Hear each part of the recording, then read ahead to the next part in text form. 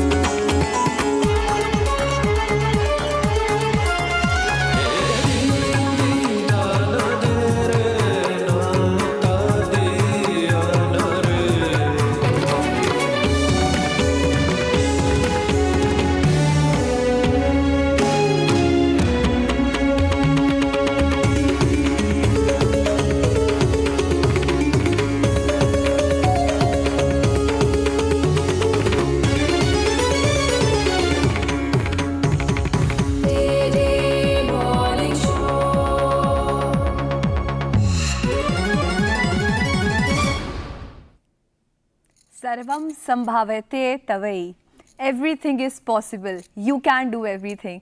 कभी भी अगर मन में विचार आए कि ये तो मुझसे नहीं हो पाएगा, तो साक्षी भाव से उसको देखना है और कहना है ये तो संभव है। इसी विचार के साथ नमस्कार, गुड मॉर्निंग, शुभ प्रभात। आप देख रहे हैं डीडी मॉर्निंग शो का वेडनेसडे एडिशन, जहां हम बात करते हैं आर्ट एंड कल्चर, स्पोर्ट्स और वाइल्ड लाइफ के बारे में।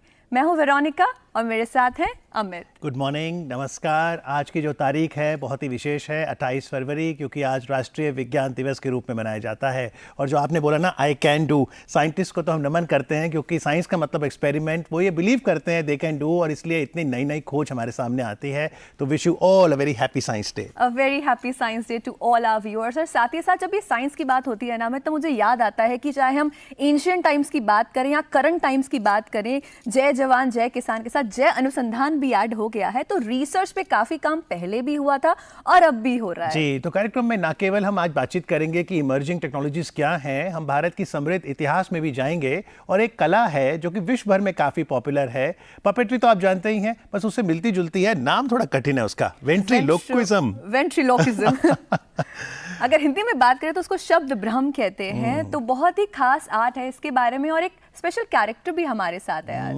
बिल्कुल, तो वो स्पेशल कैरेक्टर कौन है उनसे आपको मिलवाएंगे। लेकिन चलिए सबसे पहले आदि शंकराचार्य जी की बात करते हैं। और उन्होंने बहुत सी अपनी रचनाएं की हैं, और उन्होंने अपनी साधना ओमकारेश्वर मध्य प्रदेश में की थी।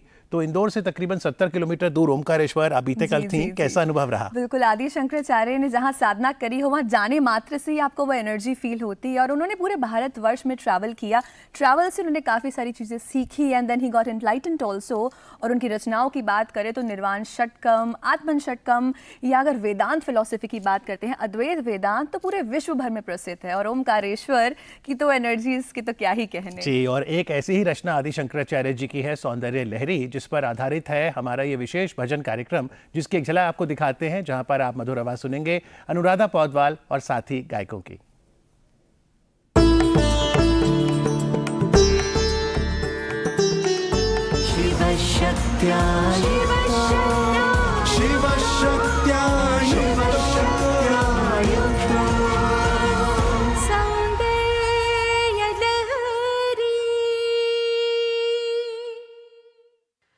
आदि शंकराचार्य ने अपने जीवन काल में कई विद्वानों से तर्क किए, परंतु उनमें से एक उल्लेखनीय प्रसंग बनारस के एक गृहस्थ विद्वान पंडित मंडन मिश्र के साथ का बताया जाता है। जब पंडित मंडन मिश्र गुरु शंकराचार्य से पराजित हो रहे थे, तो मंडन मिश्र की पत्नी ने कहा कि वो पंडित जी की अर्धांगिनी होने के नाते शंकराचार्य को उन्हें भी तर्क में पराजित करना आवश्यक है।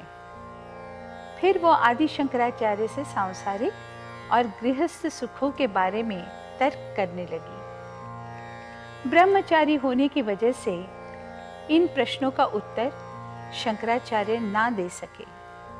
उन्होंने 1 महीने की अवधि मांगी। फिर अपने तप द्वारा उन्होंने अपने शरीर को छोड़कर एक मृत राजा के शरीर में परकाया प्रवेश किया। 1 महीने तक सांसारिक अनुभूति को प्राप्त करके उन्होंने दोबारा अपने शरीर में प्रवेश किया। फिर उन्होंने मंडन मिश्र की पत्नी से दोबारा तर्क किया। इस बार वो विजयी हुए। आगे जाकर यही मंडन मिश्र भगवत पाद के 4 प्रमुख शिष्यों में से एक हुए। आज हम सौंदर्य लहरी के 9 और 10वें श्लोकों को सुनेंगे। इनमें कुंडलिनी शक्ति का महत्व बताया गया है।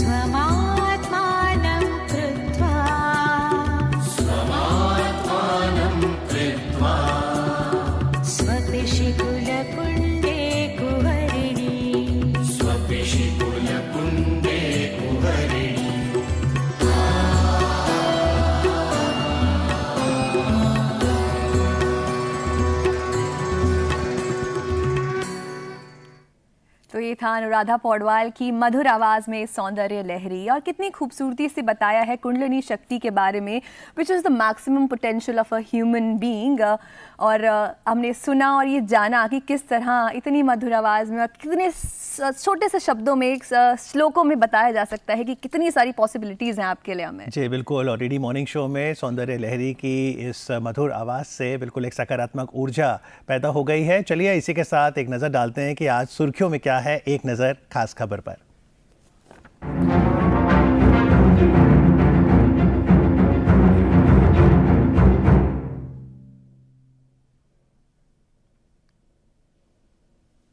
राष्ट्रपति मुर्मू ने मंगलवार को पूर्व न्यायाधीश जस्टिस अजय माणिक राव खानविलकर को लोकपाल अध्यक्ष नियुक्त किया। प्रधानमंत्री मोदी ने गगनयान मिशन के लिए 4 अंतरिक्ष यात्रियों की घोषणा की। जीनोम इंडिया इनिशिएटिव ने 10,000 स्वस्थ जीनोम सीक्वेंसिंग पूरे किए। और स्वदेशी रूप से डिजाइन और निर्मित मॉड्यूलर पुल भारतीय सेना में हुआ शामिल। तो ये तो बात रही आज की सुर्खियों की। चलिए अब इतिहास से जुड़ते हैं और जानते हैं कि 28 फरवरी आज के दिन का इतिहास में क्या महत्व है। 28 फरवरी सन 1918 को 31 वर्ष के श्रीनिवास रामानुजन प्रतिष्ठित रॉयल सोसाइटी के इतिहास में सबसे कम उम्र के अध्येता बने। सन 1928 में आज वैज्ञानिक सीवी रमन ने प्रकाश प्रकीर्णन की एक नवीन घटना की खोज की, जिसे रमन प्रभाव के नाम से जाना जाता है। आज के दिन सन 1935 में रसायन शास्त्री वॉलेस कैरोथर्स ने विश्व का पहला पूर्ण सिंथेटिक फाइबर नायलॉन संश्लेषित किया। सन 1953 में वैज्ञानिक जेम्स वॉटसन और फ्रांसिस क्रिक ने डीएनए की संरचना की खोज की। आज ही के दिन सन 1987 में भारत में राष्ट्रीय विज्ञान दिवस मनाने की शुरुआत की गई थी। तो आज राष्ट्रीय विज्ञान दिवस मनाया जाता है, तो ये क्यों मनाया जाता है हमें? देखिए, आज ही के दिन सीवी रमन जी, जो कि भारत के एक प्रसिद्ध फिजिसिस्ट थे, उन्होंने खोज की थी। उन्होंने प्रकाश का अध्ययन किया था और एक महत्वपूर्ण खोज थी। वो खोज क्या है, मैं आपसे पूछना चाहता हूँ कि आप जब एयरपोर्ट जाती हैं, आप अपना बैग स्कैन कराती हैं? बिल्कुल। तो पता कैसे लगता है सुरक्षा अधिकारी को कि बैग में वाटर बॉटल है, बैटरी है या फिर सोने चांदी का बिस्किट? एक्सरे मशीन के रामन इफेक्ट। ओके। आइए जानते हैं कि भारत ने साइंस और टेक्नोलॉजी में किस तरह की प्रगति की है। इस विषय पर बातचीत के लिए डीडी मॉर्निंग शो में स्वागत कीजिए प्रोफेसर अंकुश शर्मा का। नमस्कार। आप आईआईटी कानपुर से हैं जी। तो प्रोफेसर साहब, सबसे पहले तो यही जिज्ञासा है कि सीवी रमन जी की खोज क्या थी, और ये जो एयरपोर्ट पर बैग स्कैन होता है, ये रामन प्रभाव क्या है? तो सिंपल भाषा में अगर समझना चाहें तो रमन इफेक्ट ये कहता है कि जब आप प्रकाश को किसी वस्तु पे डालते हैं तो उसमें थोड़ा सा उसका प्रकीर्णन होता है। तो अगर आप उस प्रकीर्णन को कैलकुलेट कर पाएँ तो आप ये पता कर सकते हैं कि वो वस्तु किस चीज़ की बनी हुई है, क्योंकि हर एटम की अपनी संरचना होती है। तो उस संरचना की वजह से जो भी प्रकीर्णन होगा, आप उसको अध्ययन करके ये पता कर सकते हैं कि ये वस्तु कौन सी है। उसको सिद्धांत को जो है वो सीवी रमन जी ने दिया था, इसीलिए इसको रमन इफेक्ट कहा जाता है। जी जी जी। और अगर हम बात करें आत्मनिर्भर भारत की, तो बहुत सारी टेक्नोलॉजीज हैं जो आजकल इंडिजीनियसली मेड इन इंडिया है, तो उसमें क्या क्या तरक्की हो रही है? अब वैसे देखा जाए तो बहुत सारी ऐसी नई चीज़ें हैं जो खोज हम लोग कर रहे हैं। अब जैसे मेरा काम जो है वो आईआईटी कानपुर में जो इंक्यूबेशन सेंटर है उसको मैनेज करने का है। तो हमारे बहुत सारे ऐसे स्टार्टअप्स हैं जो अलग अलग टेक्नोलॉजीज़ पे काम कर रहे हैं। जैसे आपको एग्जांपल देते हैं, एक लेनेक टेक्नोलॉजी करके एक स्टार्टअप है, उसने एक हैंडहेल्ड एक्सरे मशीन बनाई है। मतलब अभी जब आप एक्सरे में कराने जाते हैं, बहुत बड़ी मशीन आपको दिखती है, वो इतनी छोटी मशीन है कि आप सिर्फ फ़ोटो खींचने के लिए जो कैमरा यूज़ करते हैं उसके बराबर। तो आप गांव में जाएंगे, उसका फोटो खींच के आप एक्सरे दे सकते हैं। तो कितनी रिवॉल्यूशनाइजिंग एक्सरे हुआ या रेडियोग्राफी इमेजिंग, आज भी इसमें रामन जी की जो स्कैटरिंग ऑफ लाइट है उसका प्रयोग होता है? उसमें नहीं यूज़ होता है, लेकिन जैसे आप क्वालिटी कंट्रोल की बात करते हैं, किसी आपको वस्तु का ये पता करना है कि प्योरिटी कितनी है, उसमें रमन इफेक्ट बहुत काम आता है। लेकिन जैसे आपने बताया आईआईटी कानपुर में स्टार्टअप इनोवेशन और इंक्यूबेशन सेंटर, जिसके आप प्रोफेसर इंचार्ज हैं, तो थोड़ा बताइए, स्कूल और कॉलेज में इंक्यूबेशन सेंटर अगर है तो कैसा दिखता है? ये फिजिकल स्पेस है, इसका लाभ छात्र कैसे ले सकते हैं? उसके दो पार्ट होते हैं। एक तो फिजिकल स्पेस होता है जिसमें बच्चे वहाँ बैठ के अलग अलग जो है वो डिवाइसेस पे काम करते हैं।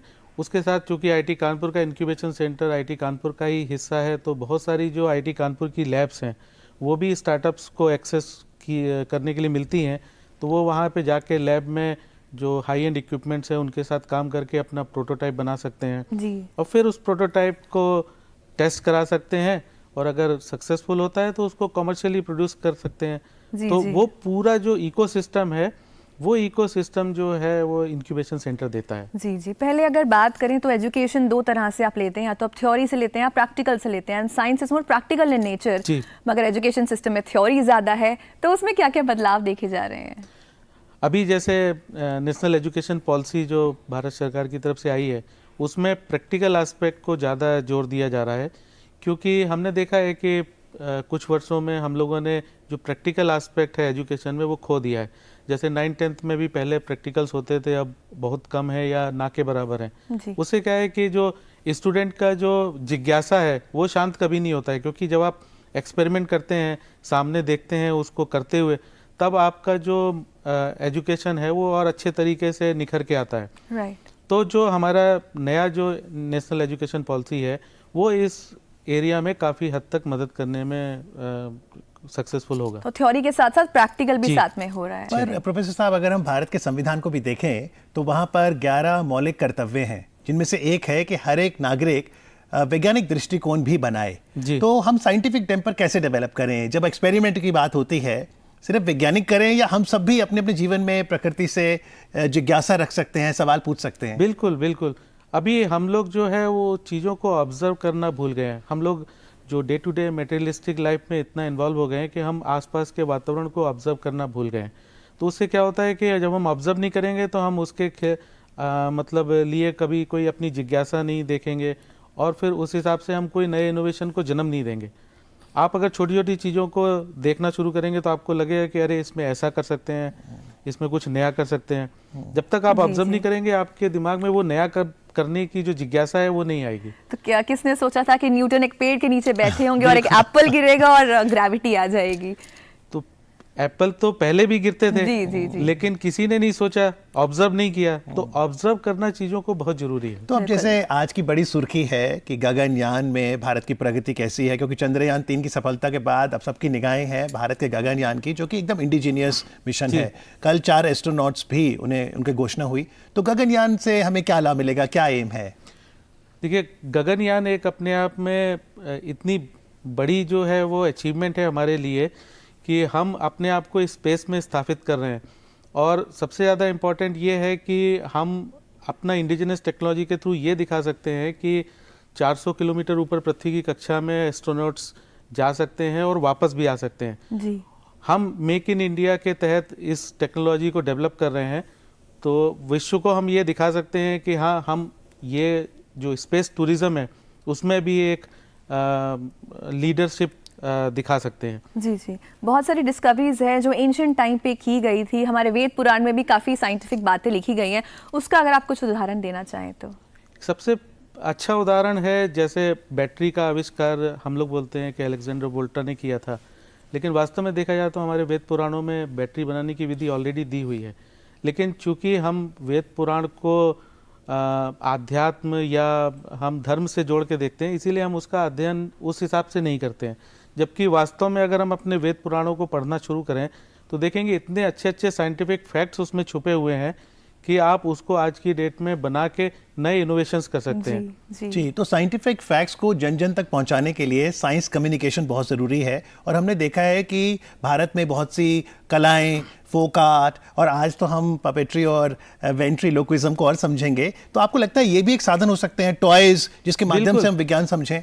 बिल्कुल। अब मैं आपको एग्जाम्पल देता हूँ। जैसे हमारे एक स्टार्टअप है नमा गेम्स करके, वो जो है गेम्स जो बना रहा है वो ऐसे गेम्स बना रहा है जिसमें आप अपनी हिस्ट्री को भी समझ सकते हैं। जैसे उसने हड़प्पा मोहनजोदड़ो को पूरा गेमीफाई किया हुआ है। तो जैसे आप अब इतिहास को पढ़ेंगे तो आपको बहुत बोरिंग लगेगा कि क्या ये सब हमको पढ़ा रहे हैं, लेकिन जब आप उसको गेमीफाई करते हैं तो आपको बहुत अच्छा लगता है। आप वहाँ जाके वास्तव में देखते हैं कि अरे ये भी हुआ था।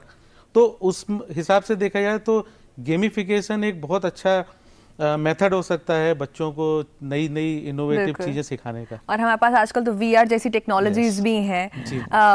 ये भी हम जानना चाहेंगे कि एक और टॉपिक है सस्टेनेबिलिटी, जिस पे लोग काफ़ी चर्चा कर रहे हैं। तो साइंस फॉर सस्टेनेबल फ्यूचर के बारे में आपका क्या कहना है?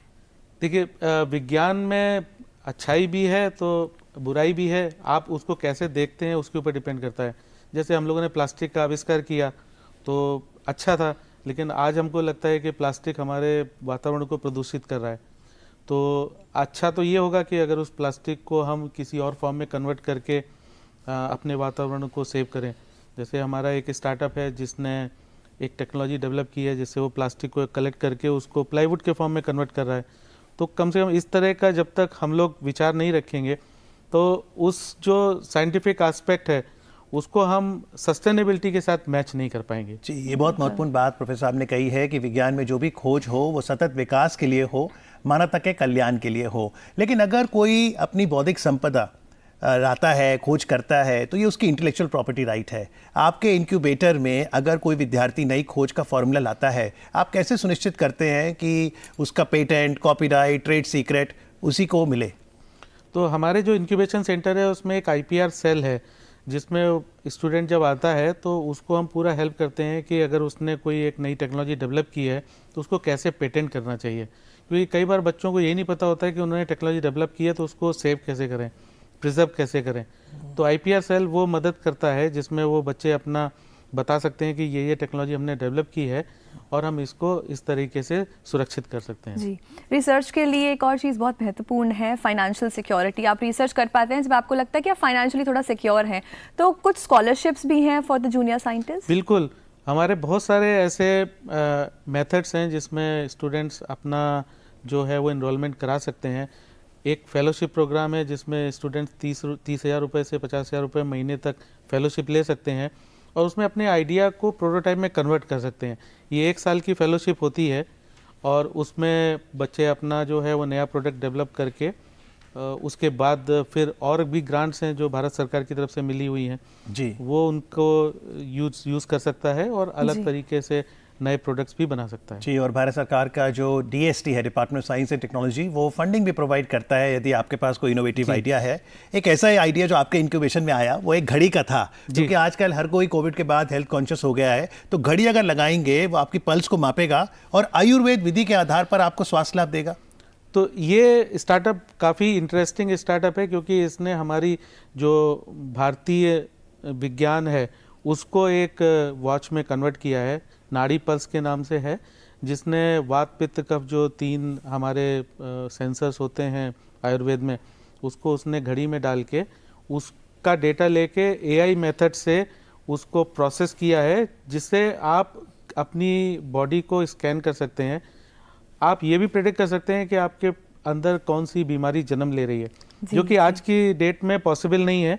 आपको बहुत सारे टेस्ट कराने होंगे, उसमें भी कई ऐसे टेस्ट हैं जिसमें आपको पता ही नहीं चलेगा कि वास्तव में बीमारी है कि नहीं। जी जी। तो हमारे आयुर्वेद में तो ये काफ़ी फेमस है कि आप नाड़ी परीक्षण करा के अपनी बीमारियों का पता कर सकते हैं। जी जी। उसी को उसने जो है वो घड़ी में पर कन्वर्ट इसकी किया। कीमत कितनी होगी, क्योंकि कीमत भी तो अफोर्डेबल होनी चाहिए। नहीं, काफ़ी अफोर्डेबल है, वो 12 से 15 हज़ार के बीच में ही आएगी, उससे ज़्यादा उसकी कॉस्ट नहीं है। जी, हम जी, चाहते हैं कि ये मास स्केल पे हर जन तक पहुंचे, बिल्कुल। इसीलिए कोशिश हम लोग यही करेंगे कि इसकी जो कॉस्ट है वो काफ़ी कम रखी जी है। जी। अगर जब टेक्नोलॉजीज इंडिजीनियसली बनाई जाती हैं, एक तो फाइनेंशियल लाभ उससे ज़रूर होता है, और क्या क्या बेनिफिट्स होते हैं टेक्नोलॉजी जब हम भारत में ही बनाए तो? एक तो जब टेक्नोलॉजी भारत में बनती है तो पहला तो जो एडवांटेज है वो ये कि हम अपने समाज का एक बहुत बड़ा हेल्प करते हैं, क्योंकि हम अपने समाज के लिए कुछ कर रहे हैं तो सोसाइटी को फ़ायदा होता है, फिर एजुकेशन इम्प्रूव होता है, आपका जो जॉब है, एम्प्लॉयमेंट है वो भी बढ़ता है। तो आप जब एक स्टार्टअप खोलते हैं या आप अपनी कोई नई टेक्नोलॉजी डेवलप करते हैं तो फाइनेंस, पैसा तो एक अलग एस्पेक्ट है, लेकिन उसके अलावा भी बहुत सारी ऐसी चीज़ें हैं जिससे आप समाज का भला करते हैं। जी जी। अब मैं आपसे सबसे मुश्किल सवाल पूछूंगा प्रोफेसर साहब। जी। अंकुश जी, बताइए, इतनी खोज हुई है भारत में, विदेश में, इतने सालों में, क्योंकि 10,000 से पुरानी सभ्यता है मानव की। अब अगले 5-10 साल, 20 साल की बात करें, कौन से अनसुलझे सवाल हैं जो आप होमवर्क की तरह हम सबको देना चाहेंगे कि इसमें अनुसंधान कीजिए और पता लगाइए?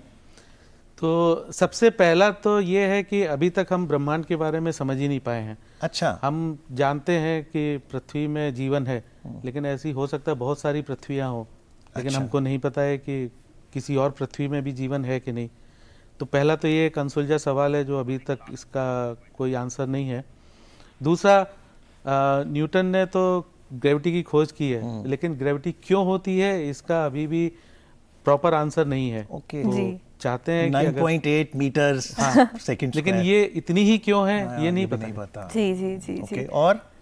और जैसे अभी हम लोग क्वांटम कंप्यूटिंग वगैरह में जा रहे हैं, क्वांटम टेक्नोलॉजी बिल्कुल, बहुत बात बिल्कुल। होती है। तो ये एक ऐसा एरिया है जो लगता है कि काफ़ी प्रॉमिसिंग है और हमारे पूरे कंप्यूटिंग सिस्टम को रिवॉल्यूशनाइज करेगा। I just have a query विनोनिका, ब्रह्मांड को हम समझें, लेकिन हम ह्यूमन माइंड को कितना समझ पाए हैं? क्या ये भी एक रिसर्च का और एरिया है? बिल्कुल, क्योंकि अभी हम अपने ह्यूमन माइंड का शायद मुश्किल से 10% ही समझ पाए होंगे। 90% अभी भी हम समझ नहीं नहीं Dark समझ matter पाए? रहता क्या है। नहीं समझ पाए हम अभी माइंड को? अभी तक हम ऐसी कई सारी चीज़ें हैं जो नहीं समझ पाए हैं, जैसे इमोशंस क्यों होते हैं, कैसे होते हैं। ठीक है, आप सपने देखते हैं, सपने कैसे आते हैं? ठीक है, क्या सपनों का हमारी पास्ट उससे कोई रिलेशन है, या जैसे पुनर्जन्म की लोग बातें करते हैं, तो क्या वास्तव में क्या ये माइंड का खेल है या वास्तव में कुछ होता है, ये अभी तक हम लोगों को नहीं पता। मुझे समझ नहीं आ रहा है इस इंटरव्यू में आपने आंसर ज्यादा दिए कि क्वेश्चंस और दे दिए हैं खोज के लिए। Self inquiry I but think. That is what science is all जी, अबाउट। थैंक यू बिल्कुल, वेरी मच बिल्कुल। प्रोफेसर अंकुश शर्मा। आज विज्ञान दिवस है, आपको एक बार फिर से बधाई और सभी धन्यवाद। वैज्ञानिकों को हम नमन करते हैं। Thank you very much. धन्यवाद। तो साइंस की शुरुआत सेल्फ इंक्वायरी के साथ। सेल्फ इंक्वायरी के साथ, लेकिन एक इंक्वायरी ये भी करनी होगी कि हर एक जीव का हम सम्मान करें, चाहे वो मानव हो या फिर हम अगर बात करें पक्षी की, पशु की, सबका ध्यान रखना पड़ेगा। बिल्कुल, को एग्जिस्टेंस तो हमारा कोर प्रिंसिपल्स में से है। हमारे साथ साथ आसपास जो भी जीव जंतु हैं, they are equally important to the ecosystem. तो आइए आपको कुछ पक्षी दिखाते हैं और इसमें शामिल है हिमाचल प्रदेश जो राज्य है उसका स्टेट बर्ड भी, कि कैसे उसके संरक्षण के लिए हम योगदान दे सकते हैं।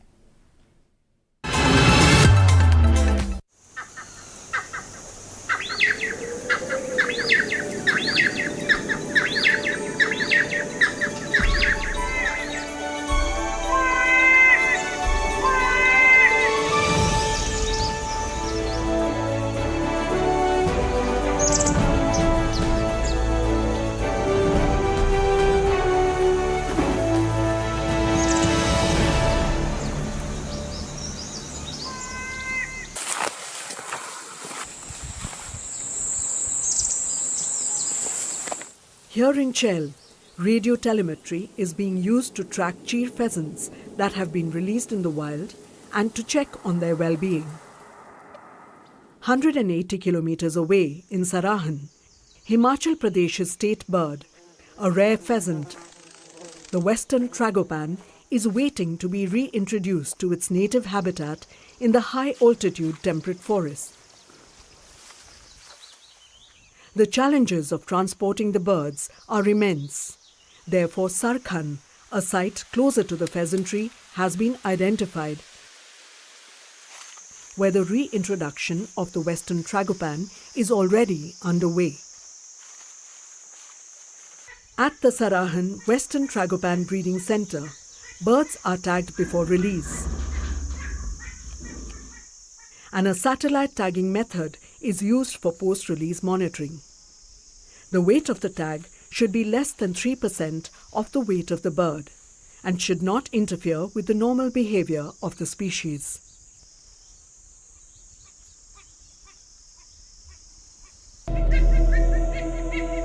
Both species face several threats in the wild, the key threats being habitat loss and fragmentation and livestock grazing. Today, both these species are threatened, with a global population of less than 2,000 individuals remaining in the wild.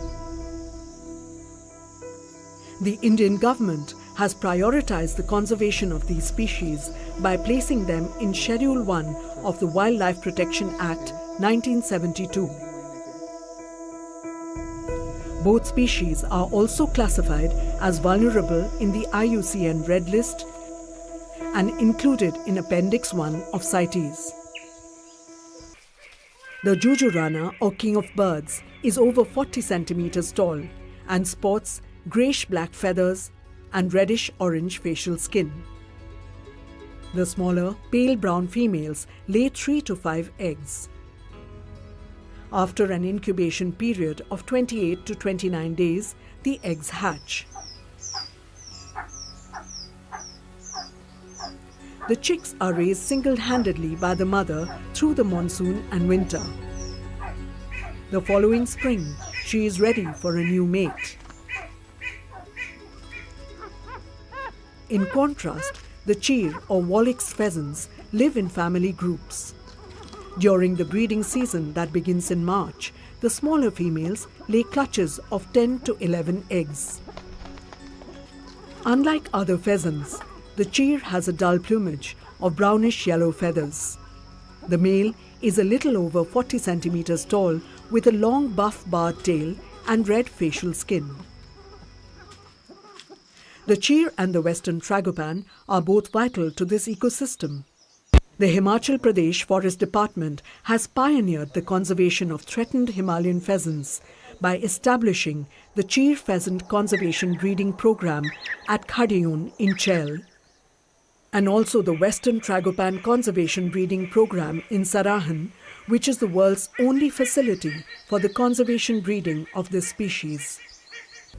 By conserving captive populations and simultaneously working to ensure undisturbed wild habitat, there is a good possibility for the successful reintroduction of these pheasants in the wild.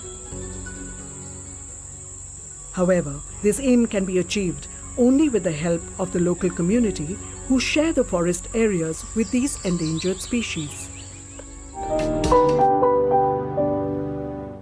चीर pheasant और western tragopan और ये video जो आपने देखी हमें भेजी है डस्टी फुट प्रोडक्शंस ने।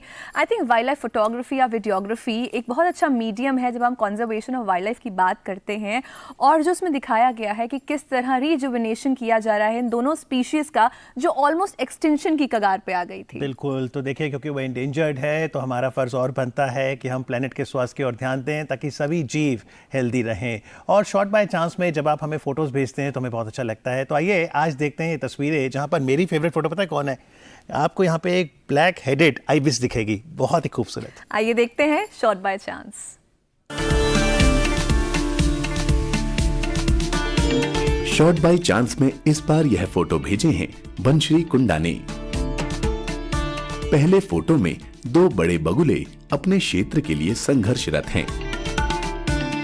दूसरे फोटो में एक ब्लैक हेडेड आइबिस द्वारा पकड़े गए शिकार को एक ब्राह्मणी चील छीनने की कोशिश कर रही है। दोनों ही फोटो को क्लिक करने की टाइमिंग जबरदस्त है। और यह फोटो भेजे हैं संजॉय अदक ने। पहले फोटो में एक लैगर फैल्कन अपने गिरगिट के शिकार को खा रही है। दूसरे फोटो में एक ग्रेटर स्पॉटेड ईगल लगभग उड़ान भरने वाला है। यह सभी दुर्लभ फोटो भेजने के लिए हम दूरदर्शन की ओर से बनश्री कुंडा और संजय अदक का हार्दिक धन्यवाद करते हैं। यदि आपके पास भी जंगल में लिया गया कोई दुर्लभ फोटो या वीडियो है तो आप हमें मेल करें ddmorningshow23@gmail.com।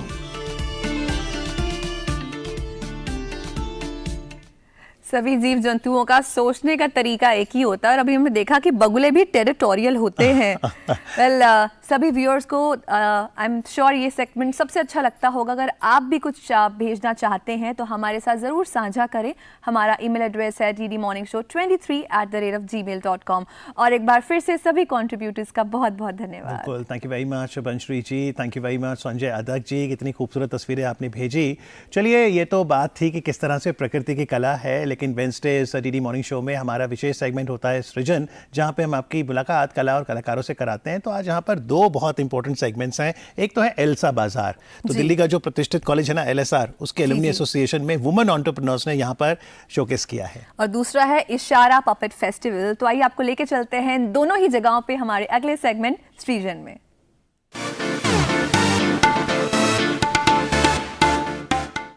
A very good morning to all of you. मैं आप सभी का स्वागत करती हूँ डीडी मॉर्निंग के स्पेशल सेगमेंट सृजन में।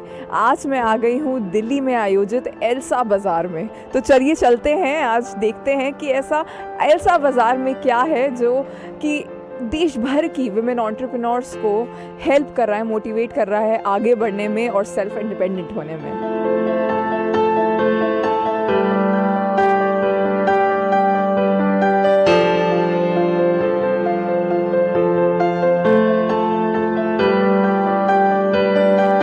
ELSA is the Lady Shri Ram College Alumni Association. ELSA has actually curated this bazaar for women entrepreneurs. All alumni who are members of ELSA, you have to be a member of ELSA. There are some people who are also non-members and who have participated in our previous bazaars, so they are also here.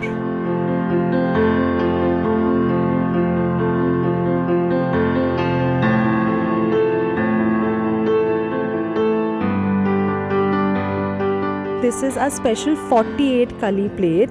It takes about 2 months to be processed because like you see it's very intricately done and every single kali is been done by a woman artisan. So I have a family of about 4 to 5 artisans that work for me. They're all women, and I've specially taken this initiative to revive this art because it's a dying art form of Jaipur.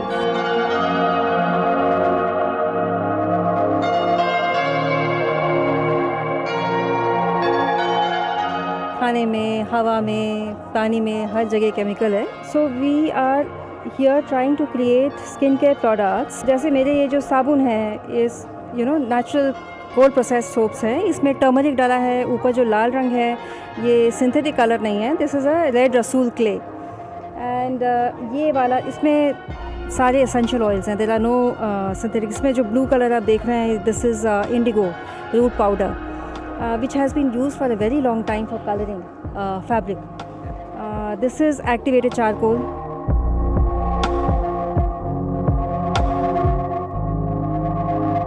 My company is called Travel Savvy, and I have been doing this for the last 30 years. So we are very open to doing curated experiences all over the world. We are very big on wildlife holidays. Kenya is one of our very hot sellers. We love to do Kenya. And in India, we do Bandhavgarh, we do Kanha, which is in Madhya Pradesh. We've also started doing Gir, which is amazing for lions.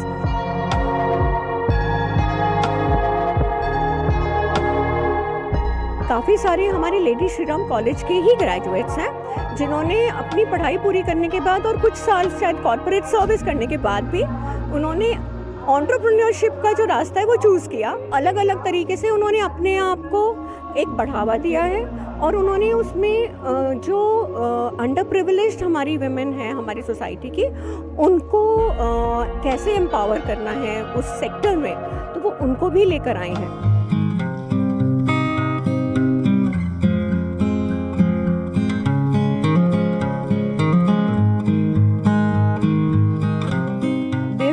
Cloth has been weaved in Bengal handloom.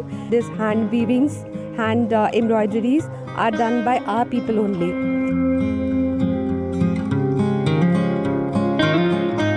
These ones are kota sarees and done by a cluster of ladies who are underprivileged.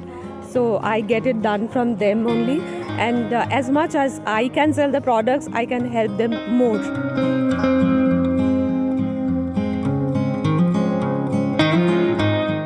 Shekhawati के एक क्षेत्र में वहाँ की औरतें जिनमें इतना हुनर था, हमने सोचा उनको हम इनकरेज करें और जो उनके ऑलरेडी टैलेंट्स थे, जैसे कि कतरन से अपसाइकिल प्रोडक्ट्स बनाना और हाथ की चीज़ें बनाना, तो उन्हीं को हमने इनकरेज किया, उनके लिए कम्युनिटी बनाई.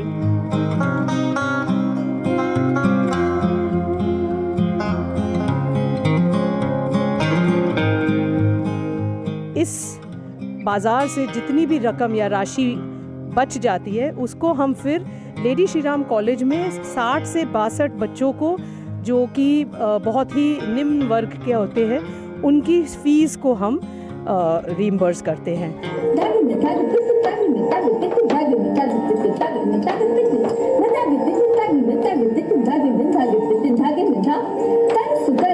मैं पर्सनली LSR से इकोनॉमिक्स ग्रेजुएट हूँ और मैंने पढ़ाया भी है इकोनॉमिक्स वहाँ पे, तो मुझे तो बहुत ही स्पेशल लग रहा है कि मैं इनके इवेंट के लिए परफॉर्म कर रही हूँ. कथक एक भारतीय शास्त्रीय नृत्य है और कथा कहे सो कथक कहाए, ये इसका एक मुख्य प्रमुख स्लोगन हम कहते हैं, जिससे हम अलग अलग कहानियों को दर्शाते हैं, आजकल के सोसाइटी के इश्यूज़ को दिखाते हैं और कथक के ट्रेडिशनल चीज़ को भी आगे ले जाते हैं.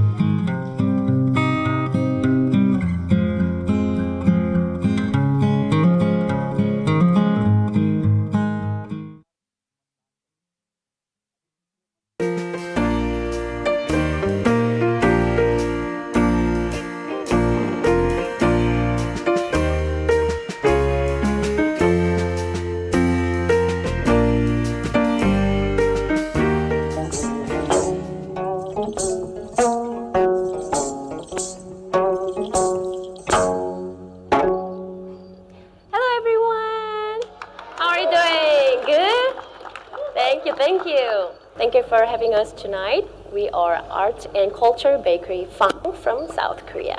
About our friend Hong Dongji and Ishimi. This Hong Dongji, he's just a little child and he has red face and red body. Are you ready to meet Hong Dong-ji? Okay, good. I'm gonna call him now. Hong Dong-ji. Namaste. Namaste. Namaste. Hi, Hong Dong-ji. Hi.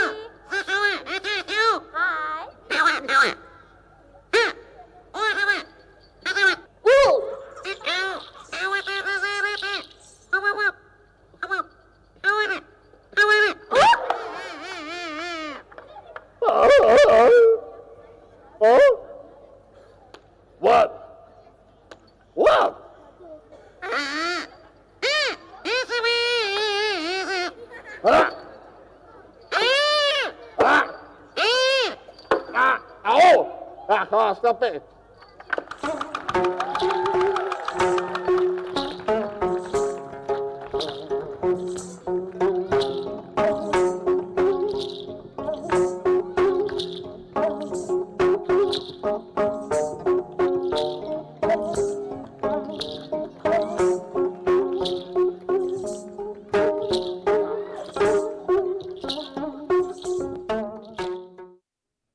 Puppets की दुनिया हमने देखी और आज हमारे साथ सृजन में एक खास कलाकार भी जुड़े हैं हु इज़ अ वेंट्रोलॉकिस्ट।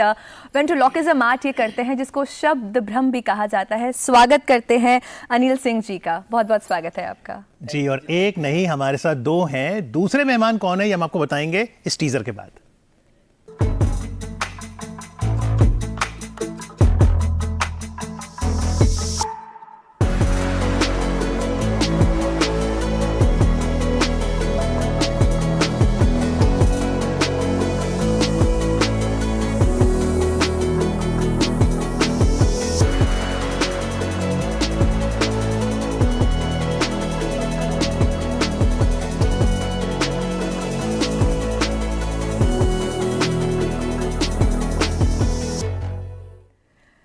जी, वेंट्रोलॉकिज्म बोलने में ही इतना कठिन है तो करना कितना कठिन होगा ये जानते हैं अनिल जी से और एक खास मेहमान से। रांचो गुड मॉर्निंग यार। Good morning. Good morning. Rancho सुबह हो गई। रांचो सुबह हो गई और मैं बताऊं जो हमारा शो है नेशनल, उसका नाम भी यही है, सुबह हो गई मतलब मॉर्निंग शो। सुन तो सही, रांचो उठ जाओ। देख तो सही यार, बहुत मतलब बहुत प्यारी प्यारी ऑडियंस है। सही बता। हाँ देख तो सही। कौन है? बहुत मतलब इतनी प्यारी एंकर है। एंकर प्यारी? पहले क्यों नहीं बताया यार? बता तो रहा, तुमने ध्यान नहीं दिया यार। ऐसे बातें क्या? हाँ ये एंकर हैं वेरोनिका जी। तो रांचो आप इसी समय उठते हैं या जल्दी उठ गए? इतनी ब्यूटीफुल असली है? हाँ असली है। मुझे लगा साइंस का कमाल तो नहीं है। क्योंकि साइंस का टॉपिक हमारा चल रहा है तो साइंस भी हो सकता है। हो सकता है, एआई लगा दिया हो। नहीं रियल है, रियल है। बोल के दिखाओ मेरा नाम। बोलो मिस्टर रैंचो, तब मैं डिलीट करूंगा। मिस्टर रैंचो गुड मॉर्निंग। गॉड, इतनी ब्यूटीफुल गर्ल ने मेरा नाम लिया, थैंक यू। अच्छा वो साइड में भी कोई है, उनको तो इंट्रोड्यूस करना यार। ऐसी बात नहीं यार। नहीं सर, ऐसा नहीं करना होता। पता सर कौन है? हाँ पता है ना, अनित सर है। Thank you. कैसे सर? मैं बिल्कुल ठीक है। Nice to meet you sir. Same here. Happy science day. Oh my god, same to you sir. Happy science day. आपका फेवरेट सब्जेक्ट कौन सा है रांचो? फेवरेट क्या है? मेरा मैथमेटिक्स। Very good. और बताओ तो सर, मेरा एक फेवरेट और है एनुअल रिगार्डिंग, जैसे कि आप लोगों ने अभी दिखाया। बर्ड्स के बारे में कितना सोच रहे हैं आप लोग, मेरे बारे में भी कुछ सोचिए सर। आप क्या चाहते हो? मैं चाहता हूँ सर, साइंस में हमारा देश इतना आगे जा रहा है, लेकिन सर मैं भी आत्मनिर्भर बनना चाहता हूँ। दिक्कत क्या है? मैं आधे दिन मैनुअल चलता हूँ। तो क्या चाहते हो? मैं इससे सर पीछा छुड़वाना चाहता हूँ, मैं भी आत्मनिर्भर बनना चाहता हूँ। ये बताइए डीडी मॉर्निंग शो में आके आपको कैसा लग रहा है? मुझे तो बहुत अच्छा लगा है। सबसे अच्छा क्या लगा आपको स्टूडियोज में? कैसा लगा? सब कुछ अच्छा है, लेकिन मुझे सबसे अच्छा ये एंकर लगती है। यार आज एंकर पे फोकस नहीं करना है, हमें चैनल की बात करनी है, यहाँ की बात करनी है। नहीं चैनल को बता तो सही, इतना अच्छा चैनल है जो कि अच्छा क्या तारीफ जितनी करी जाए सर उतना कम है। आपका नाम तो दूरदर्शन के एक सीरियल पर ही था। हाँ था वो मेरा ही तो बड़ा भाई था। अच्छा, रेंचो नाम हुआ करता था, वो बहुत फेमस जी जी। तो अनिल जी, इस आर्ट की बात करें, वेंट्रोलॉकिज्म जिसको बोला जाता है, तो ये नाम ही तरह से मैंने कहा कठिन है, ये करना, परफॉर्म करना कितना कठिन रहता है? बिल्कुल आसान है जी, अपना हाथ पतटने डाल लो, देखो। और ये आवाज कहाँ से आती है? सीक्रेट बताना जरूरी है। नहीं, आज मैं सारे सीक्रेट खोलूंगा ताकि और लोग भी वेंट्रोलॉकिज्म को जाने, और इतनी पुरानी कला थोड़ी और आगे जाए, है ना मैन? ये पपेट्री से डिफरेंट कैसे है? ये लाइव इसने कर सकते हैं ना, ये एक्चुअली ये होता है वेंट्रोलॉकिस्ट। मैं वेंट्रोलॉकिस्ट हूँ। हाँ, means he can speak without moving his lips. Wow, देख सकते हैं इसकी लिप्सिंग नहीं हो रही है। तो आवाज कहाँ से आ रही है पता है आपको? नहीं, पीछे से तो आएगी नहीं। नहीं नहीं, ऐसा नहीं, पीछे से नहीं, आवाज तो मैं ही देता हूँ। बात सीक्रेट बताया सर, मेरी आवाज यही देता है। कैसे करते हैं अनिल जी? क्योंकि पपेट्री और वेंट्रिलोक्विज्म में यही फर्क है कि देखिए, एक किरदार बैठे हैं, आवाजें दो आ रही हैं। जब अनिल जी बोलते हैं तो लिप्स हिलते हैं, लेकिन जब रैंचो बोलते हैं तब भी अनिल जी बोल रहे हैं, तो ये क्या पेट से आवाज आती है फिर? यस सर, सही पकड़े हैं आप। मतलब पेट से आवाज निकालते इसी को बोलते हैं वेंट्रिलोक्विज्म। हिंदी में बोलते हैं सर इसे शब्द भ्रम। अच्छा, हिंदी में शब्द भ्रम बोलते हैं। हाँ, इसमें पेट से आवाज निकालनी होती है ना। तो इसकी शुरुआत कैसे करें, लोगों को बताना चाहिए। मैं बिल्कुल बिल्कुल, शुरुआत कैसे हुई? रांचो, अपनी जर्नी के बारे में बताओ जरा हमें। नहीं, तू बता ना यार। नहीं, तू बताएगा तो ज्यादा मजा आएगा। नहीं, तू भी कुछ कर ले। मैं भी कुछ कर लेता हूँ। मैं डोनाल्ड डक की आवाज बचपन से निकालता था सर। डोनाल्ड डक की आवाज जो एक मिमिक्री आर्ट है, वो यहाँ से क्रिएट करते हैं। जैसे हेलो, हाय, हेलो वेरोनिका, हाय, इस टाइप से। तो मैं खेत में जा रहा था, कभी कभार मैं गांव जाया करता था, गोरखपुर में मेरा गांव है। तो खेत में जब जा रहा था, नेवला पकड़ने वाले आए थे। उस समय एनिमल का इतना प्रोटेक्शन नहीं था कि उन्हें मना किया जाए कि नहीं पकड़ना है, तो वे ऐसी आवाज निकालते थे। तो नेवला क्या होता था, भागता हुआ आता था, वो जाल में फंस जाता था, एक डंडा मार के उसको अपने थैले में डाल लिया करते थे। ऐसा हुआ करता। तो नेक्स्ट डे मैं भी जा रहा था, मैंने भी ऐसे ट्राई किया। उस समय मैंने पाम पे किया था सिर्फ ऐसे, लेकिन फिर बाद में मुझे चला मैं ऐसे भी निकाल सकता हूँ, तो ऐसे निकाला मैं। तो अचानक नेवला आया, मुझे दिख के भाग गया। इसके पीछे शायद ये लॉजिक है कि नेवला सोचता है सांप ने मेढक को पकड़ रखा है, क्योंकि जैसे मेढक को दो दबाता है, मेढक की दो आवाज होती है, एक टटराने की जिसमें वो खुशी का आभास प्रतीत कराता है, एक होता है रोने की आवाज। रोने वाली यही है, पर वो सांप सर आता है इसी चक्कर में कि वो नेवला आता है, सॉरी नेवला आता है कि सांप ने मेढक को पकड़ रखा, मैं इसको पकड़ूं। अनिल जी, जब आप ये आवाजें निकालते हैं, जब प्रैक्टिस करते थे घर पे, घर के सदस्य क्या कहते थे? वो तो बहुत परेशान होते थे, कहते थे पता नहीं क्या करता रहता है ये फालतू काम, जो कि मैं टीचर हूँ दिल्ली गवर्नमेंट, तो एक टीचर होके ये सरकारी नौकरी कर रहा है, ये फालतू काम पता नहीं किस लिए करता है।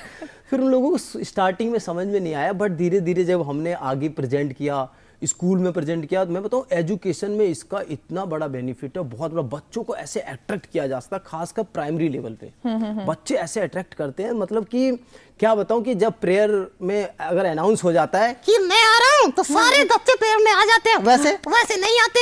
वैसे क्यों नहीं आते? मेरा अट्रैक्शन है ना, जो क्लास में बैठे रहते हैं कोने कोने में, और अनाउंसमेंट हो गई, रैंचो आ रहा है, तो सभी आ जाते हैं। तो अगर पढ़ाई की बात करें तो एजुकेशन में किस तरह से रैंचो हेल्प करता है? रैंचो कैसे करते हो? मैम, मैं भी अच्छे टॉपिक लेता हूँ, उसको डिस्कस करता हूँ इसके साथ, और बच्चों में मैसेज डिलीवर करता हूँ। जैसे कि स्वच्छता का एक हम मैसेज डिलीवर करते हैं। एक रैपर होता है, मुझे स्टेज पे बोलता हूँ मुझे भूख लगी, मैं कुछ खा लेता हूँ, तो मैं खा रहा होता हूँ, तो कहता हूँ यार रैपर में कुछ नहीं, तो मैं रैपर को ऐसे फेंक देता हूँ, तो रैंचो उसी दौरान गुस्सा हो जाता है कि रैपर ऐसे फेंकते हैं क्या? तो बच्चे सारे हंसने लगते हैं। फिर ये बच्चों से पूछता है कि रैपर को क्या करना चाहिए, तो बच्चे बोलते हैं इसको डस्टबिन में डालना चाहिए। फिर ये बोलते तुझे ये भी नहीं पता डस्टबिन में डालना चाहिए, उठा इसे। फिर मैं उठाने जाता हूँ, मैं यार शर्म आ रही है, तो मैं उठा लेता हूँ। फिर अब क्या करूँ, जहाँ से निकाला था वहीं डाल लो, वो तो पॉकेट में डाल के, यार मुझे तो शर्म आ रही है। कि जब मोदी जी ने, हमारे प्रधानमंत्री जी ने शर्म नहीं करी, वो ऐसे कूड़े को रख सकते हैं, तो तू क्यों नहीं रख सकता है? तो ये इतना अच्छा मैसेज आता है, और बच्चे एकदम बन जाते हैं, और बड़े ध्यान से। वो इसलिए बन जाते हैं रैंचो, क्योंकि आप अच्छे संदेश देते हैं, लेकिन आप हास्य रंग भी लाते हैं। ये ह्यूमर कहाँ से लाते हैं आप रैंचो? सर क्या करे, लाना पड़ता है। क्यों? बिना ह्यूमर के मजा नहीं आएगा ना सर। तो इसीलिए मैम की तारीफ कर रहा था। नहीं, ये तो रियल तारीफ है। Sir you are also looking very smart, thank you, and doing very smart work too. English भी अच्छी है इसकी। इंग्लिश आती है आपको? हाँ आती है। तो एक बार इंग्लिश बोल के सुनाओ सर को। इंग्लिश। यार ऐसे ना सही से बोलना था। सही से बोलना था, इंग्लिश अच्छी है ना? हाँ। तो ये बताओ, इंग्लिश में पापा को क्या बोलते हैं? फादर। इंग्लिश में मम्मी को क्या बोलते हैं? मदर। इंग्लिश में चाचा को क्या बोलते हैं? चादर। चादर नहीं, अंकल बोलते हैं। Uncle uncle. अच्छा, इंग्लिश में चाची को क्या बोलते हैं? एंटीना। यार रेंचो, आपकी इंग्लिश तो बहुत खतरनाक है। क्योंकि तुम्हारी दी ऐसी है। अच्छा, मैं पूछता हूँ रेंचो, इंग्लिश में बताइए डीओ शब्द को कैसे प्रोनाउंस करेंगे आप? DO do. और जियो गो गू कहीं नहीं। अरे सर कैसे बात कर दी, मैं तो शर्मा जा रहा हूं सर। अनिल जी, वेंट्रोलोकिज्म की अगर बात करते हैं तो इस आर्ट फॉर्म की अगर बात करें तो भारत में कितनी पॉपुलर है ये आर्ट? हमने कुछ मूवीज में देखी है केवल, मगर सामान्य स्तर पे बात करें तो कम पॉपुलर है। अगर वेंट्रोलोकिज्म को प्रेजेंट करने की कोशिश करते हैं, लोग समझते नहीं है पहले वेंट्रोलोकिज्म है क्या। तो फाइनली यही बोल देते पपेट शो। जी। एट द एंड यही बोल देते जो कि ये पपेट है, पपेट्री, बट एक अलग है। आप लोगों ने जैसा देखा होगा, बिल्कुल लाइव बात होती है। एक स्टैंड अप कॉमेडी कर सकते हैं मिक्स करके। जनरली एक आदमी स्टैंड अप कॉमेडी करता है, लेकिन दो रहते हैं तो कुछ अलग मजा आता है। और खासकर जब पपेट कुछ बोलता है ना, तो लोग ज्यादा अट्रैक्ट हो जाते हैं। और पपेट्री के ये भी फायदा सर, बहुत सारी बातें हम डायरेक्ट नहीं बोल सकते हैं। जैसे वेरोनिका मैम की तारीफ मैं इतनी नहीं कर सकता, है ना, लेकिन रेंचो कर सकता। खुश भी है, ज्यादा मैंने तारीफ कर दी तो वो गड़बड़ हो जाएगी। सर पपेट के माध्यम से बहुत सारी भावनाएं हम अपनी इजीली रख सकते हैं। आपको खेलों में रुचि है रेंचो? खेलों में है ना? डेफिनेटली है जी, लेकिन ये खेलने का मौका नहीं देता, खुद ही खेलता रहता मेरे से। आपका फेवरेट स्पोर्ट कौन सा है? मेरा सर क्रिकेट। अच्छा, जैसे कि अभी इंडिया टीम जीती है ना सर, तो मैं देख रहा था, एक बार लगा हार जाएगी, लेकिन मैंने पीछे से धक्का लगाया और जीत गई। अरे और रांचो, तो फिटनेस के लिए क्या करते हो आप? इतने फिट हो आप तो बिल्कुल। यार ये क्वेश्चन तो मुझे आपसे पूछना था। लेकिन मैम क्या करती है? मैम योगा करती है। सुबह 4 बजे उठ के ना? हाँ, मैं 4 बजे उठ जाती है। रियली योगा करती है। प्रयास तो रहता है कि रोज ही करे। नहीं, मुझे डिलीट कैसे होगा? ये योगा का कमाल है कि साइंस का। योगा भी तो साइंस ही है। यस, क्या बात है। अच्छा मैम, एक योगा करके बताइए, कपालभाति। पहले आप करके तो। अरे वाह, ऐसे होता है ना। बहुत खूब। लेकिन साइंस की जो बात चली, अभी तो आपको बहुत मजा आ रहा है कि अनिल जी रेंचो के साथ हैं, लेकिन रेंचो एक पपेट है, उसको देखिए कैसे जीवंत कर देते हैं। लेकिन अब एक साइंस का एक नया प्रयोग आप करने जा रहे हैं अपने अगले प्रोजेक्ट में, जहां एक लाइव जीव आपके साथ होगा। मैं बताऊं, ये हमारा जो आज का शो है ऐसे रिलेट हो गया मेरे एक्ट से ही। मैं साइंस पे, अब तक साइंस का यूज नहीं हुआ, इसमें आर्ट है, बट आगे मैं साइंस का यूज करने जा रहा हूं। उसमें मेरे पास एक रियल डॉग है, रियल डॉग रहेगा और मैं उसे कंट्रोल करूंगा, और साइंस है उसमें। जैसे कि सर ने बताया था अभी IIT कानपुर से आए थे सर, कि सीक्रेट होते हैं वो, मतलब कि कैसे बन रहा है क्या चीज़ है, तो वो अभी मेरा वो सीक्रेट है, मैं ज़्यादा ओपन नहीं करना चाहता। रियल डॉग होगा, स्टेज पे सामने बैठेगा, मैं यहाँ रहूंगा, वहाँ रहेगा, और वो हमसे बात। पर ये जो आवाज निकालते हैं आप, थोड़ा ट्रेड सीक्रेट बताइए, ये बहुत कठिन है, हम भी निकाल सकते हैं? कितनी देर आप निकालते हैं? कैसे अभ्यास करते हैं फिटनेस के लिए? निकाल सकते हैं रेंचर? Definitely practice makes a man perfect. Women too? Definitely sir, women तो हमसे आगे निकल रही है, देख लो सर। रान से बोलना चाह रहा है कि women are already perfect। Women's day आने वाला है 8 मार्च को, क्या आप संदेश देंगे? संदेश सब तैयार कर रखा है, सारे इसी शो में निकलवा लोगे क्या? जी।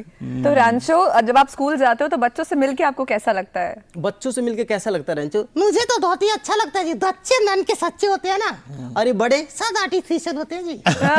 वो क्यों? क्योंकि इनके मन में कुछ होता है, बताते कुछ है। Artificial intelligence. Oh my God. But natural intelligence आप कह रहे हो उससे बेहतर है। पर क्योंकि अनिल जी आप तो मैथ्स के अध्यापक हैं, यूं तो MCT प्राइमरी स्कूल में आप सारे सब्जेक्ट पढ़ाते हैं, मैथ्स का कोई कॉन्सेप्ट सरलता से समझाइए कि अगर मुझे मैथ्स से घबराहट होती है, मुझे ये विषय भी रोचक लगने लगे। अच्छा, इसका क्या मेथड है सर? प्लेवी मेथड से बच्चों को पढ़ाना होता है, ये नहीं केवल स्पीच दिए जा रहे हो, कुछ ऐसे फंसा के लाइफ से रिलेट करके मैं पढ़ाता हूँ। बिल्कुल, जैसे कि अचानक बच्चों से पूछा कि बच्चों ये बताओ कि अगर कोई चीज 1000 रुपए किलो है तो 100 ग्राम ले लिए तो कितने का आएगा?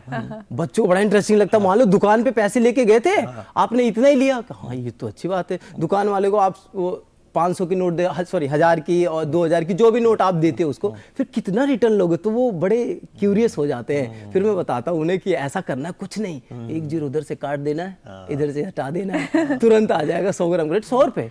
इसी तरह से बहुत सारे बता के मतलब रिलेट करते हैं बच्चों से, और बच्चों को उठा देते हैं उस दौरान, आ जाओ बच्चों, ये सेलर है, ये बायर है, चलो बात करते हैं आपस में, और जाते हैं बात करते हैं, कुछ ऐसा रिलेट करके पढ़ाता हूँ। थोड़ा इंटरेक्टिव हो जाता है, ज़्यादा क्रिएटिव हो जाता है। बीच बीच में मैं बात करने के दौरान बच्चों से कॉमिक रहता हूँ, उससे क्या है मेंटली प्रेशर नहीं रहता और थकते नहीं है बच्चे, क्योंकि प्राइमरी लेवल के बच्चे बहुत जल्दी थक जाते हैं। तो उसका तरीका यही है, मतलब कॉमिक वे से ही मैं उनको पढ़ा देता हूँ, उन्हें मजा भी आता, पता भी नहीं चलता कैसे 1 आवर या 40 मिनट्स निकल गए, पता नहीं चलता। बिल्कुल। और वेंट्रोलॉकिज्म की अगर इस आर्ट की बात करें तो कहीं से इसको सीख भी सकते हैं या खुद से ही आप इसको सीखते हैं?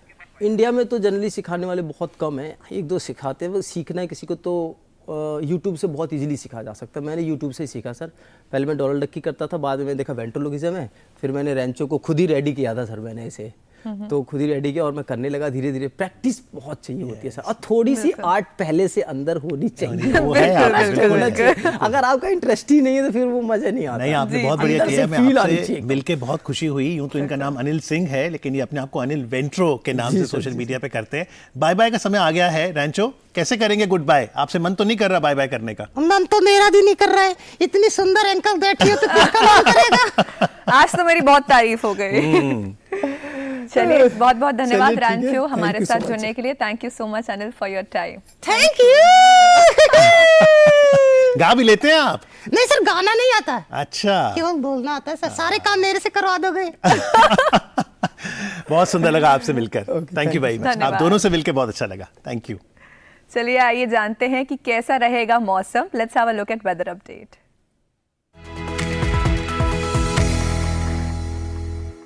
Good morning and welcome to this segment DD मौसम अलर्ट। मैं हूं आपके साथ समृद्धि। डीडी मौसम अलर्ट में हम जानेंगे कि देश भर में कैसी रहेगी मौसम की स्थिति, साथ ही देश के 4 महानगरों में क्या रहेगा तापमान। तो आइए शुरुआत करते हैं मौसम की स्थिति से। सबसे पहले बात करें उत्तर भारत की, तो जम्मू कश्मीर में हल्की बारिश और बर्फबारी होने की संभावना है। आज यहां उत्तर पश्चिमी दिशा की ठंडी शुष्क हवाएं चलेंगी। वहीं लद्दाख, हिमाचल प्रदेश और उत्तराखंड में मौसम शुष्क रहेगा। मैदानी इलाकों की बात करें तो दिल्ली, पंजाब और हरियाणा में मौसम सामान्य रहेगा। वहीं उत्तर प्रदेश में घने बादल छाए रहने के साथ ही कई इलाकों में हल्की बारिश देखने को मिल सकती है। यहाँ दिन और रात के तापमान में मामूली गिरावट देखी जाएगी। पूर्वी भारत की बात करें तो बिहार, झारखंड और पश्चिम बंगाल में बिजली कड़कने के साथ ही हल्की से मध्यम बारिश होने की संभावना है। कुछ जगहों पर तेज हवाओं के चलने की भी आशंका जताई जा रही है। वहीं उड़ीसा के तटीय और आंतरिक भागों में भी हल्की बारिश देखने को मिल सकती है। पूर्वोत्तर राज्यों की बात करें तो असम में तेज हवाओं के चलने का अनुमान है। वहीं मेघालय, मिजोरम, सिक्किम और त्रिपुरा में मौसम सामान्य रहेगा। अरुणाचल प्रदेश के कुछ स्थलों पर हल्की बारिश देखी जा सकती है। दक्षिण भारत की ओर चलें तो अंडमान और निकोबार द्वीप समूह के दक्षिणी भागों में और तमिलनाडु के तटीय इलाकों में गरज के साथ कहीं हल्की तो कहीं मध्यम बारिश होने की संभावना है। वहीं रायलसीमा, आंध्र प्रदेश, पुडुचेरी और लक्षद्वीप में मौसम सामान्य रहेगा। पश्चिम भारत की ओर नजर डालें तो गुजरात, महाराष्ट्र, कोंकण और गोवा के अधिकांश हिस्सों में मौसम शुष्क रहेगा। वहीं राजस्थान में हल्की बारिश की गतिविधियां दर्ज की जाएंगी। आखिर में बात करें मध्य भारत की, तो मध्य प्रदेश में हल्की से मध्यम बारिश होने के साथ ही कई इलाकों में ओलावृष्टि की संभावनाएं बनी हुई है। वहीं छत्तीसगढ़ और विदर्भ में गरज के साथ हल्की बारिश देखने को मिल सकती है। कई जगहों पर तेज हवाओं के चलने का भी अनुमान है। इसी के साथ देश भर में मौसम की स्थिति के विषय में केवल इतना ही। आइए जानते हैं देश के विभिन्न शहरों में कैसा रहेगा तापमान।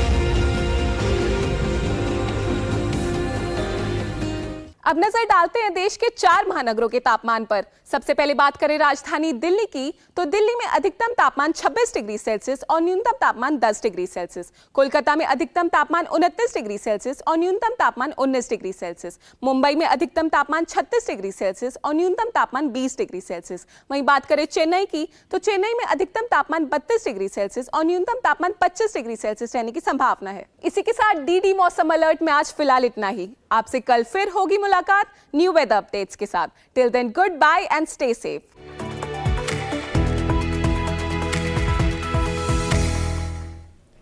तो मौसम का हाल बताने के लिए समृद्धि आपका आभार। फागुन मास की हो गई है शुरुआत और ये था हमारा आज का वेडनेसडे एडिशन। आप देखते हैं DD morning show Monday to Friday 8 से 9 बजे डीडी नेशनल पे और इसी का रिपीट टेलीकास्ट 9:05 से 10:05 डीडी भारती पे। अगर कार्यक्रम को लेके आपके कुछ सुझाव हैं, कुछ फीडबैक्स या सजेशंस है तो हमारे साथ ज़रूर शेयर करें। हमारा ईमेल एड्रेस है ddmorningshow23@gmail.com। इसी के साथ साथ आप हमें व्हाट्सएप भी कर सकते हैं। हमारा व्हाट्सएप नंबर भी नोट कीजिए, नंबर है 9958779787 और दूसरा नंबर है 9650890089। तो ज़रूर शेयर करिए हमारे साथ आपके फीडबैक्स, सुझाव, सजेशंस। साथ ही साथ कल यानी थर्सडे एडिशन में क्या खास होने वाला है। थर्सडे यानी फिल्मी दुनिया का एक सफ़र आपको लेके जाएंगे आदिल हुसैन के पास, उनसे चर्चा करेंगे। और साथ ही साथ कल यानी 29 फरवरी लीप ईयर का दिन है, तो हम वॉक्स पॉप भी आपको दिखाएंगे लीप ईयर पे और जानेंगे कि क्या नया आ रहा है OTT प्लेटफॉर्म्स पे या क्या नई रिलीजेज हैं, क्या नई मूवीज़ हैं जो आप देख सकते हैं। जी अच्छा आपने बता दिया। नहीं, हमें से कई लोग सोच रहे होंगे कल 1 मार्च है, कल तो 29 फरवरी है। So enjoy the leap year, enjoy the 29th of February। Do join us for DD morning show tomorrow for the Thursday's edition. लेकिन आज के अंक में बस इतना ही। पूरी टीम को दीजिए इजाजत। नमस्कार।